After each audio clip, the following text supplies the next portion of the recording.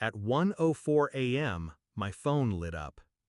"We know you spent $520,000 to save our house, but your sister doesn't want you at Thanksgiving." I stared at it. No thank you. No apology. Just a surgical extraction. Of me. I didn't argue. Didn't ask why.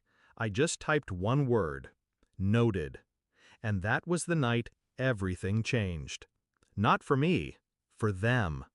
I was 29 when I liquidated half my portfolio to save their home.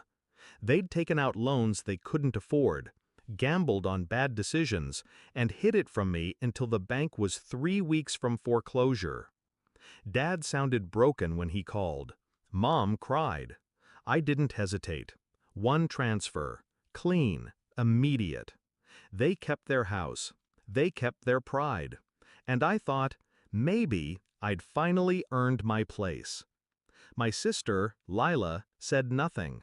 She didn't contribute, didn't thank me, just looked at me with that quiet resentment she'd perfected since childhood. I was the afterthought until they needed rescuing. Then I was the savior. Then, almost instantly, the ghost. It started with smaller things. Group chats without me. Family photos where I was conveniently out of frame.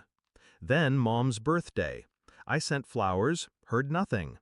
Later saw a photo online, Lila holding the same bouquet, smiling. Caption read, "From the one who really knows me." I kept receipts, figuratively and literally. I knew my place, useful, not wanted. So I played the role, silent, watching, until that text at 1 a.m. became the invitation I never knew I needed. They handed me the knife.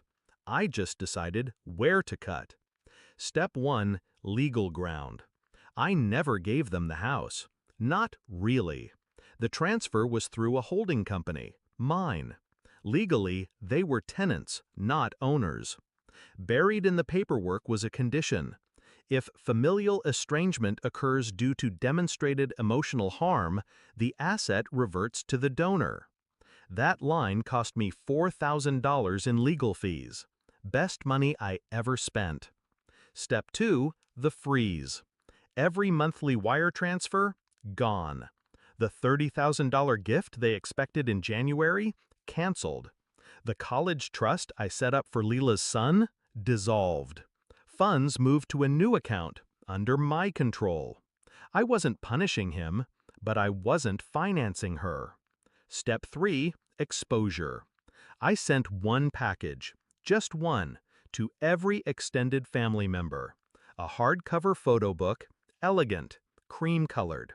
Inside, page 1, a scanned copy of the foreclosure notice. Page 2, the wire confirmation, $520,000, time-stamped. Page 3, that 1 a.m. text. The final page? I never needed a seat at the table. I just needed to know whose house I was sitting in.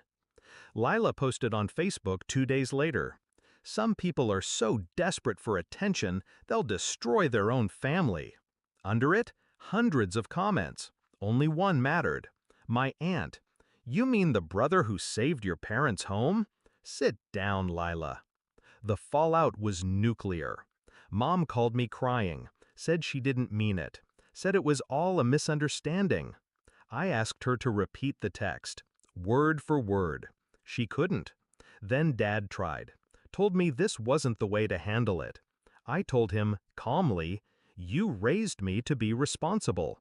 This is responsibility. Actions, consequences. He hung up. Thanksgiving came. They held it without me, in my house. I didn't stop them, but I did one thing.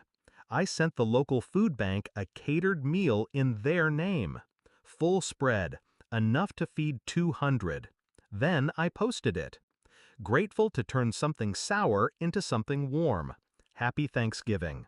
They saw it. I know they did. Christmas was quieter. The usual avalanche of cards and invitations, none came, except one, from my grandmother. She wrote, I don't understand everything, but I know this: the one who bails out the boat doesn't deserve to be thrown overboard. January came, and with it the final move: eviction notices. Not immediate.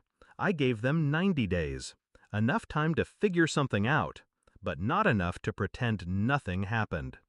Lila tried once more. She texted, "You're overreacting. You're being cruel." I replied, "No, I'm being exact." She didn't message again. They moved out in March. The house is quiet now, empty, but not abandoned. I haven't sold it, haven't moved in. I just let it sit there. Mine, a monument. Not to revenge, to memory. Sometimes, when I drive past, I slow down. Not out of sentiment, but clarity. They built a house on the foundation of my silence, then acted shocked when it crumbled. I'm not angry anymore. I'm awake. They thought I'd always be there, that I'd keep bleeding just to keep them warm. They were wrong. Now they know. Every time they sit at someone else's table, in someone else's house, feeling that chill they never noticed before, they'll remember the one word I sent at 1 a.m. Noted.